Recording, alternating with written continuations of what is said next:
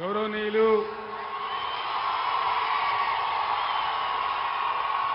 మాజీ మంత్రివర్యులు శ్రీ రెడ్డి నాయక్ గారు,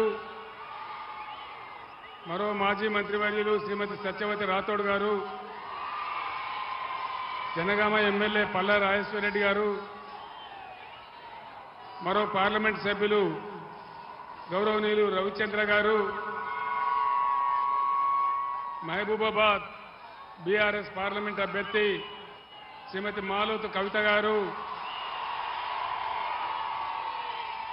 మాజీ శాసనసభ్యులు, స్థానిక సంస్థల ప్రజాప్రతినిధులు, ఇంత ఆవేశపూరితంగా 45 డిగ్రీల ఎండలో ఈ సమావేశానికి తరలివచ్చినటువంటి అన్నాదమ్ములకు, అక్కా చెల్లెలకు అందరికీ నమస్కారాలు. పార్లమెంట్ ఎన్నికలు జరుగుతున్న ఈ తరుణంలో మీ అందరూ కూడా ఇంత ఆవేశపూరితంగా ఇక్కడికి కదిలి రావడం చాలా సంతోషంగా ఉంది. అయితే ఈరోజు ఎక్కువ టైం లేదు నాకు. ఎలక్షన్ కమిషన్ నా మీద నిషేధం పెట్టింది. మీరు ఒక 5 నిమిషాలు కామ్గా ఉంటే మనం సభ ముగించుకోవచ్చు. మహబూబాబాద్ జిల్లా ఎంతో ప్రేమతో ఇది గిరిజన ప్రాంతమని, ఈ ప్రాంతంలో అభివృద్ధి రావాలని మనమందరం కూడా ఆలోచన చేసి రాష్ట్రంలో ఈ మారుమూల ప్రాంతంలో మనం మహబూబాబాద్ జిల్లా ఏర్పాటు చేసుకున్నాం. ఈరోజు ఈ రాష్ట్ర ప్రభుత్వం స్పష్టంగా చెప్తా ఉంది, మహబూబాబాద్ జిల్లాను రద్దు చేస్తామని చెప్తా ఉన్నది. నేను ఒక మాట మిమ్మల్ని అడుగుతా, మహబూబాబాద్ జిల్లా ఉండన్నా పోవన్నా? వినబడతలేదు. మహబూబాబాద్ జిల్లా ఉండన్నా? మహబూబాబాద్ జిల్లా ఉండానంటే, ఈ ముఖ్యమంత్రి మెడలు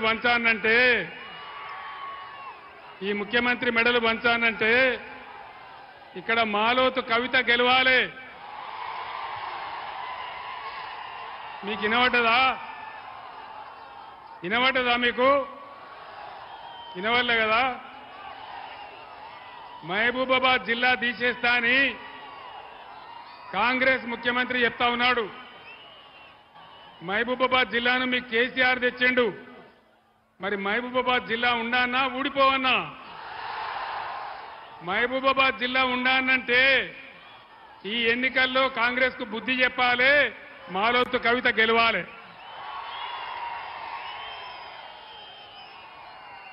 ఈ ఏరియాలో తాగునీళ్ళు వచ్చేటివి కావు.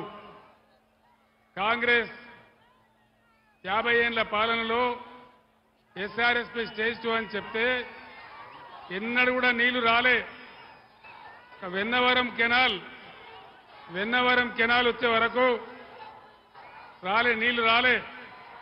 కాళేశ్వరం కట్టిన తర్వాత నేను చాలా కష్టపడి ఇక్కడ నాయకుల ఆధ్వర్యంలో వెన్నవరం కాలువ తవ్విన తర్వాతనే మనకు నీళ్లు వచ్చినాయి. ఆ విషయం మీకు తెలుసు. మీ అందరు నేను కోరేది ఒకటే, ఈ సంవత్సరం నీళ్లు రాలే. ఏ కారణం చేత రాలే, ఎందువల్ల రాలే, మీరు ఆలోచన చేయాలి. కాంగ్రెస్ అరిచేతిలో వైకుంఠం చూపించి అడ్డగోలు హామీలు ఇచ్చి రాష్ట్ర వ్యాప్తంగా రైతుల ఉసురు పోసుకుంటా ఉన్నది. రైతు బంధు ఇయ్యలే. రైతు బంధు వచ్చిందా? రైతు బంధు వచ్చిందా? రాలేదా? ఎవరికైనా 2500 రూపాయలు వచ్చినాయా? తులం బంగారం వచ్చిందా? ఏది కూడా రాలే. కానీ అనేక హామీలు ఇచ్చినారు. ఒకటే ఒక్క హామీ, ఉచిత బస్సు నెరవేరిస్తే భయంకరంగా ఆటో రిక్షా కార్మికులంతా రోడ్డున పడిపోతా ఉన్నారు. వాళ్ళ బతుకులు ఆగమైపోతా ఉన్నాయి. ఆటో రిక్షా బిడ్డలు ఆత్మహత్య చేసుకుంటా ఉన్నారు. ఒక స్కీమ్ పెడితే మంచిదే, మహిళల గురించి మేము వద్దనడం లేదు. కానీ ఆ స్కీమ్ పెట్టినప్పుడు వచ్చేటువంటి బాధలు, ఇబ్బందులు ప్రభుత్వం గమనించి ఆటో రిక్షా కార్మికులకు కూడా తగిన న్యాయం చేయాలి. ఆటో రిక్షా కార్మికులకు న్యాయం జరగాలి. అది జరిగేదాకా బీఆర్ఎస్ కొట్లాడుతుందని మనవి చేస్తా ఉన్నా. రైతు బంధు రాలే, కాలువలలో నీళ్లు ఇయ్యలే, కరెంటు చక్కగా ఇయ్యలే, మళ్ళా బోరు బండ్లన్నీ వస్తా ఉన్నాయి. అనేక ఇబ్బందులు జరుగుతూ ఉన్నాయి. నేను మీ అందరికి ఒకటే మాట మనవి చేస్తా ఉన్నా. ఇవాళ ఎలక్షన్ కమిషన్ ఆఫ్ ఇండియా నా మీద నిషేధం విధించింది. 48 గంటలు కేసీఆర్ ప్రచారం చేయొద్దని, ప్రచారంలో పాల్గొవద్దని నా మీద నిషేధం విధించింది. మీ అందరు నేను ఒకటే కోరుతా ఉన్నా, ఒకటే మాట మనవి చేస్తా ఉన్నా. ఇదే రేవంత్ రెడ్డి నీ పేగులు మెడలేసుకుంటా, నీ గుడ్లు వీకుతా అని నా మీద అడ్డగోలు మాటలు మాట్లాడితే ఇదే election commission of India Revanth Reddy మీద నిషేధం పెట్టలేదు, కానీ నా మీద పెట్టింది. నేను ఒక్కటే మాట చెప్తా ఉన్నా, లక్షలాదిగా ఉన్నటువంటి టీఆర్ఎస్ కార్యకర్తలు వారందరికీ కూడా నేను పిలిపిస్తా ఉన్నా. 48 గంటలు నా ప్రచారాన్ని నిషేధిస్తే మా అన్నదమ్ములు, మా టీఆర్ఎస్ బిడ్డలందరూ కూడా దాదాపు 96 గంటలు అవిశ్రాంతంగా పనిచేస్తారని మనవి చేస్తా ఉన్నా. ఇవాళ ఈ కాంగ్రెస్ దుష్ట పరిపాలనకు అనేక మంది రైతులు ఆత్మహత్యలు చేసుకున్నారు. ఇవాళనే ఒక రైతు కరీంనగర్ జిల్లా చొప్పదండి నియోజకవర్గంలో వడ్లు కొనకపోతే, ఆయన 15 రోజులైతే వడ్లు తెచ్చి వడ్లు కొనకపోతే తట్టుకోలేక ఆ వడ్లను ఆరబెడుతూ అక్కడనే కుప్పగూలి చచ్చిపోయినాడు. ఆయన గుండె ఆగిపోయి చచ్చిపోయినాడు. మీ అందరినీ కూడా నేను కోరేది ఒకటే, ఈరోజు కాంగ్రెస్ అరచేతుల వైకుంఠం చూపించి 6 గ్యారంటీల పేరిట తెలంగాణ 50 మంది ప్రజలను దగా చేసి మోసం చేసింది. మళ్ళీ ఈ ఎన్నికల్లో వాళ్ళే గనక గెలిస్తే ఇంకా అమలు చేయకుండా ఏం కాదు, వాగ్దానాలు లేవు, ఏవి లేవని అన్ని కింద బండబెడతారు. కాబట్టి దయచేసి నేను మీతో కోరేది, ఈ ఎన్నికల్లో మీరు కాంగ్రెస్ పార్టీకి బుద్ధి చెప్పాలి. మీ తరఫున ఉన్నటువంటి బీఆర్ఎస్ని గెలిపించాలని కోరుతా ఉన్నా. నరేంద్ర మోడీ, భారతీయ జనతా పార్టీ ఏదైనా ఒక పని జరిగిందా ఈ దేశంలో? 15 లక్షల రూపాయలు వచ్చినాయా ఎవరికన్నా? మోడీ 15 లక్షలు ఇస్తానడు, వచ్చినాయా? మరి ఏమొచ్చినట్టు మోడీ కాలంలో? బేటీ పడావో, బేటీ బచావో, అమృత్ కాల్, మనుకాల్, మశానం కాల్ అన్ని నినాదాలే తప్ప ఏ ఒక్క కూడా పని జరగలే. అందుకే నేను మిమ్మల్ని కోరుతా ఉన్నా, ఇవాళ నరేంద్ర మోడీ మన గోదావరి నదిని ఎత్తుకొని పోతా అంటా ఉన్నాడు. ముఖ్యమంత్రి ఏమో నోరు ముడేసుకొని కూర్చున్నాడు. ఇదివరకే కృష్ణా నదిని కేఆర్ఎంబీకి అప్పచెప్పినారు. అదేవిధంగా ఇవాళ అన్ని కూడా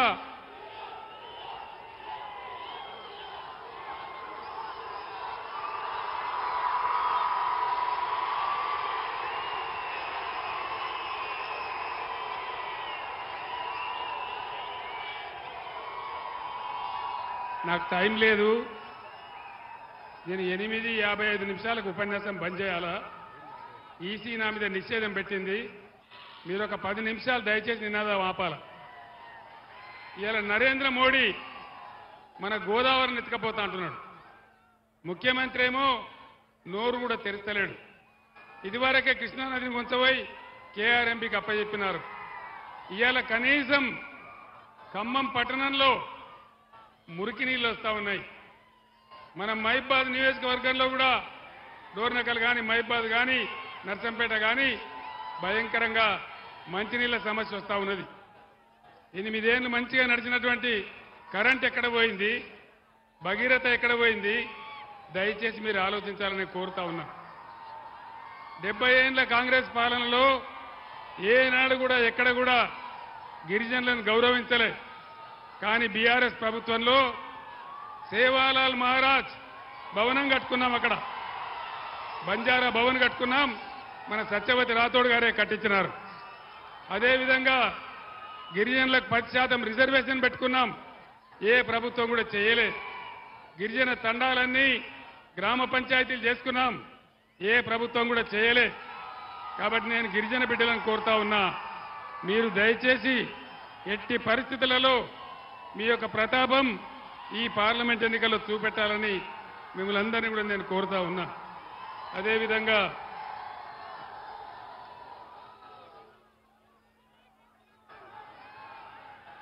రైతులకు కేసీఆర్ 10,000 ఇస్తుండు, మేము 15,000 ఇస్తామని చెప్పినారు. వచ్చినాయా 15,000? 15,000 వచ్చినాయా? 15,000 రాలే, పాత 10,000 కూడా రాలే. రైతు కూలీలకు నెలకు 1,200 రూపాయలు ఇస్తామని చెప్పినారు. ఏ రైతు కూలికి అన్న వచ్చిందా? ఏ రైతు కూలికి రాలే. ఒక్క ఉచిత బస్సు తప్ప 6 గ్యారంటీలు మొత్తం ఆగం చేసినారు. అందరిని ఆగం పట్టే ప్రయత్నం చేసినారు. ఇలా మంచినీళ్ళ బాధ, కరెంటు బాధ, రైతులు వడ్లు కొనే పరిస్థితి లేదు. 500 రూపాయలు రైతులకు బోనస్ ఇస్తామన్నారు. వడ్లకు ఇచ్చిండ్రా? బోనస్ ఇచ్చిండ్రా? రైతులకు 500 బోనస్ వచ్చిందా? 500 బోనస్ వచ్చిందా? ఎక్కడ కూడా రాలే.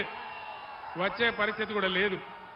అందువల్ల మీ అందరినీ కూడా నేను కోరేది, ఈ ఎలక్షన్లో మీ అందరూ కూడా ఏకమై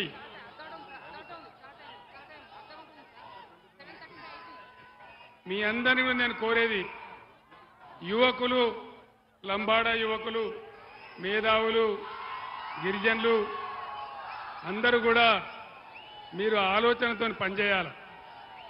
ఆలోచనతో పనిచేస్తేనే మనం ముందు పోగలుగుతాం, విజయం సాధించగలుగుతాం.